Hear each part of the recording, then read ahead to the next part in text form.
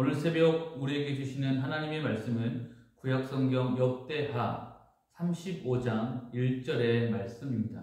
본문의 말씀을 제가 읽겠습니다. 요시야가 예루살렘에서 여호와께 유월절을 지켜 첫째 달 14째 날에 유월절 어린 양을 잡으니라. 아멘.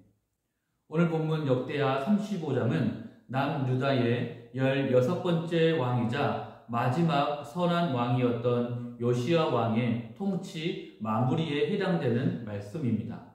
성전 수리 중에 발견된 율법책을 통해서 요시야는 하나님의 언약을 갱신하고 성전에서 우상과 기물을 제거하는 성전 정화를 이루게 되었습니다. 그리고 요시야 왕은 하나님께로 돌아가고자 하는 종교개혁을 이스라엘 전역으로 확대하게 되었습니다.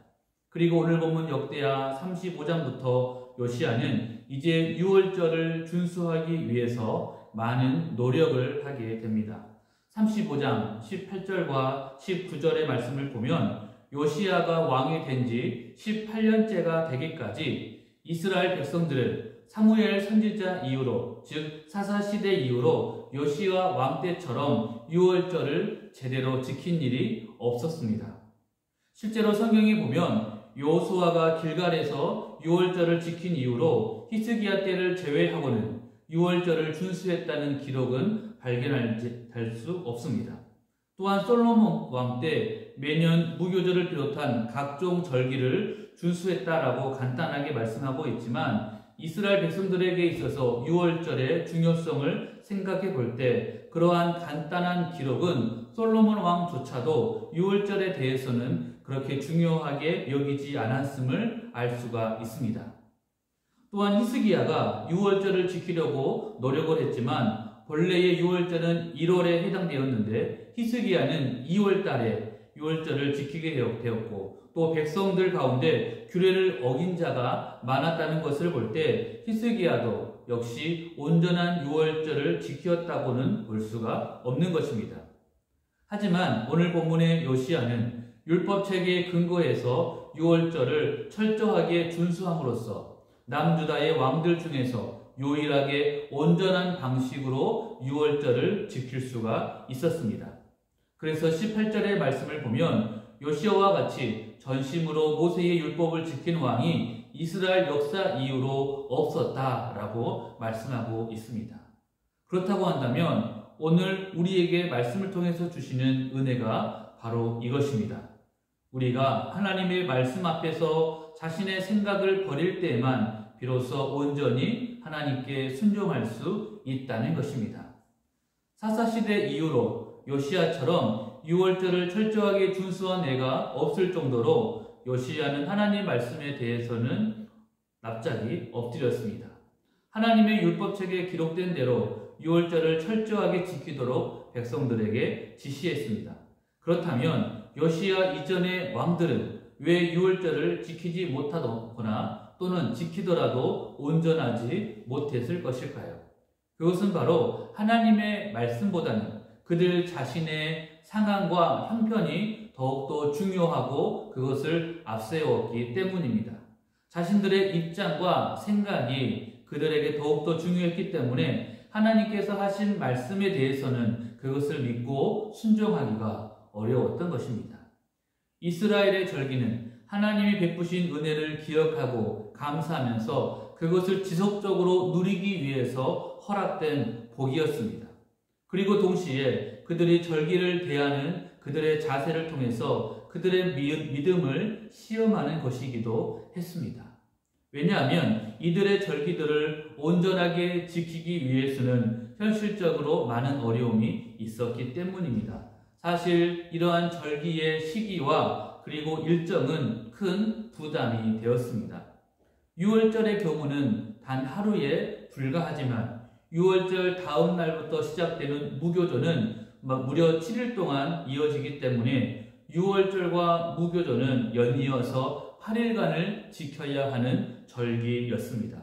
그리고 이 절기를 지키는 대상은 이스라엘 백성들 가운데 20세 이상의 남성들이었기 때문에 이 절기를 지킬 때에는 온 이스라엘 전체가 완전히 멈추게 되었습니다.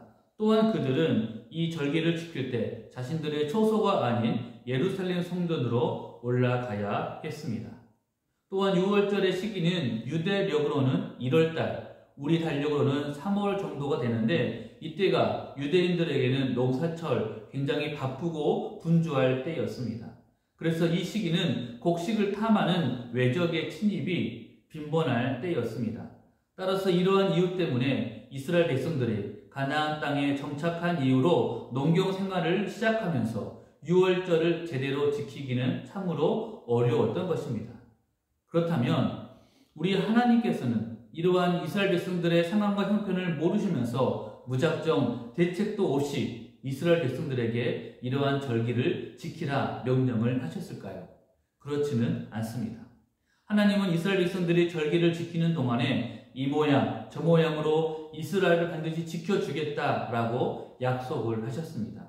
그리고 이러한 절기 준수를 통해서 이스라엘 백성들은 자신들의 신앙을 견고하게 지킬 수가 있었고 하나님의 보호하심과 인도하심 속에서 비로소 형통한 삶을 살아갈 수 있었던 것입니다.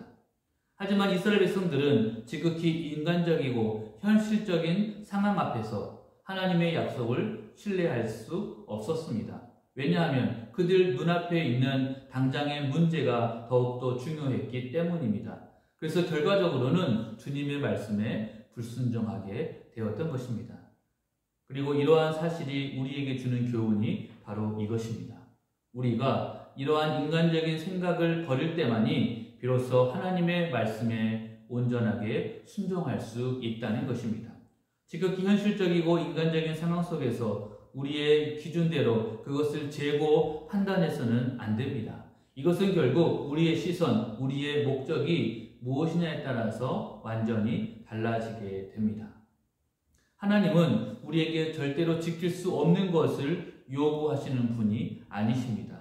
다만 우리의 시선, 우리 삶의 목적이 과연 무엇을 향해 있는지, 우리에게로 있는지, 세상에게로 있는지, 아니면 하나님에게로 향하고 있는지를 시험하고 있는 것입니다. 그렇다면 능히 현실적이고 어려운 이러한 상황 속에서 우리는 세상이 아니라 바로 하나님을 선택함으로 믿음으로 주님 앞에 순종하는 우리 모두가 되시기를 소원합니다. 우리 사랑하는 성도님들께 소원합니다. 하나님 앞에서 우리의 마음을 지키시기 바랍니다.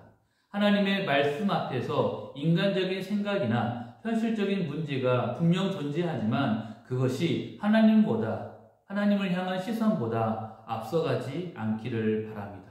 먼저는 하나님을 우리보다 항상 먼저 앞세우시고 그 말씀에 전적으로 순종하면서 주님께서 예비하시고 계획하신 은혜와 축복을 모두 누리는 우리 모두가 되기를 간절하게 소원합니다. 바로 우리를 통하여 하나님의 역사가 이루어지는 그런 복된 인생 되시기를 간절하게 소원합니다.